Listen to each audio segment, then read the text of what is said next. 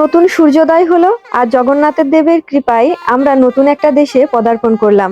অর্থাৎ বাংলাদেশ এবং সিঙ্গাপুরের সময়ের পার্থক্য কিন্তু 2 ঘন্টা প্লাস। তো এখানে যখন ভোর 5:30 বাজে তখন আমরা এসে পৌঁছালাম সিঙ্গাপুরে। এবং রাতের যে দেশটা যেভাবে দেখা যাচ্ছিল, আমাদের ঢাকা থেকেও কিন্তু সিঙ্গাপুর ছোট, যার কারণে প্লেনে যখন আমরা ছিলাম বারবার ঘুরছিল, তখন কিন্তু দেশটা পুরোটাই অনেক আলোকিত এবং সুসজ্জিত ভাবে দেখা যাচ্ছিল। এরপরে এয়ারপোর্টে এসে নামলাম, তারপরে ভিতরে ঢোকার পরে আমি আশ্চর্য হয়ে গেলাম যে একটা দেশ এবং একটা জায়গা এতটা সুন্দর করে কিভাবে তারা সাজিয়ে গুছিয়ে রাখতে পারে। এমনকি তারা রোবট দ্বারাও বিভিন্ন পর্যবেক্ষণ করে। এছাড়া তাদের দেশীয় যে সংস্কৃতিগুলো আছে সেগুলোও কিন্তু খুব সুন্দরভাবে তারা এয়ারপোর্টের ভিতরে তুলে ধরেছিল। তো আমার মনে হয়েছে সেই তুলনায় আমাদের এয়ারপোর্টটা আরো সুন্দর করা উচিত এবং আমাদের দেশের সংস্কৃতিগুলো সেখানে তুলে ধরা উচিত। তো যাই হোক, আমরা সেখান থেকে নেমে ইমিগ্রেশন শেষ করি এবং আশেপাশে যে সৌন্দর্য ছিল সেটা দেখতে দেখতেই আমরা মুগ্ধ হয়ে যাই।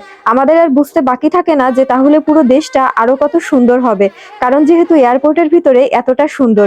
তো এখানে আমাদের ইমিগ্রেশন শেষ করার পরে গ্রেপ কল করা হয়। এমন কি এখানকার জীবনযাত্রাটা এতটা ইজি যে আপনি যেখানেই থাকুন না কেন গাড়ি সেখানেই পৌঁছে যাবে, এবং আপনি যেখানে যাবেন না কেন প্রতিটা অলিতে গলিতে পর্যন্ত গাড়ি যায়। অর্থাৎ বাংলাদেশের বা ঢাকা শহরে আমাদের যেরকম আপনি এক গলিতে গেলে আর এক গলিতে গাড়ি ঢুকবে না, এরকম না বিষয়টা। আপনি যেখানেই থাকুন না কেন গাড়ি সেখানে পৌঁছে যাবে, আপনাকে তুলে নিবে, আবার আপনার নির্দিষ্ট গন্তব্যে তারা একদম ঘরের সামনে নামিয়ে দিয়ে আসবে। তো এখানে আমরা পৌঁছানোর সাথে সাথে 2-3 মিনিটের ভিতরে বলতে পারেন না বেল্টে একদম ব্যাগ চলে এসেছে। এটা দেখেও আমি খুব অবাক হয়েছি, কারণ যখন আমরা বাংলাদেশের বেল্টগুলোতে ওয়েট করি, অর্থাৎ ঘন্টার পর ঘন্টা অপেক্ষা করার পরেও কিন্তু ব্যাগ আসতে চায় না, বা 30-40 মিনিট ওয়েট করতে হয়, তারপরেও দেখা যায় যে ব্যাগগুলো নষ্ট হয়ে যায়, ফেটে যায়। আসার সময় তো এরকম হয়েছে আমাদের। তো যাই হোক, এখানে খুব সুন্দরভাবে মানে পরিকল্পনা মাফিক সব কাজগুলো করা হয়, এটা দেখে আমার অনেক বেশি ভালো লেগেছে। আর এই জন্যই তারা হয়তোবা উন্নত। আর স্ট্রাকচার গুলো এত সুন্দর, দেখেই বোঝা যাচ্ছিল যে কতটা সুন্দরভাবে তারা এই মানে সিভিলাইজেশন যেটাকে বলে সেটা তারা সম্পন্ন করেছে। তারপরে আমাদের গাড়ি চলে আসলো, আমরা সবাই গাড়িতে করে হোটেলের দিকে রওনা হলাম। তো যেতে যেতে পুরো রাস্তায় চাঙ্গি এয়ারপোর্ট থেকে পুরো আমাদের হোটেল পর্যন্ত যে আমরা শহরটা দেখতেছিলাম, এতটা সুন্দর এবং এতটা মানে কি বলবো ক্লিন, নিট অ্যান্ড ক্লিন, যেটা আমি বলে বোঝাতে পারবো না। অর্থাৎ পুরো শহরে কোথাও কিন্তু তার ছিল না। আমাদের যেরকম কারেন্টের তার, ওয়াইফাই তার, ডিশ লাইনের তার এরকম চারিদিকে ঝুলে, এদের এখানে কিন্তু কোনো তারই উপর দিয়ে থাকে না, সব মাটির নিচ দিয়ে।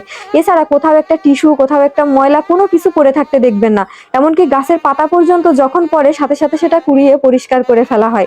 এরপরে আমরা আমাদের হোটেলে গিয়ে পৌঁছালাম। আমাদের হোটেলটা তো দেখালাম, ভিতরে আমাদের হোটেলে এত সুন্দর, এটা অবশ্য 5 স্টার না 4 স্টার ছিল, তাতেই এত সুন্দর ছিল। যদিও আমরা খুব ভোর ভোর পৌঁছে গিয়েছিলাম, তাই রুম পেতে একটু দেরি হয়েছিল। তারপরে আমরা ওখানে ব্যাগপত্র রেখে সুন্দর করে শহরটা দেখতে বের হয়ে যাই। তো ভিডিওটা কেমন লাগলো অবশ্যই জানাবেন।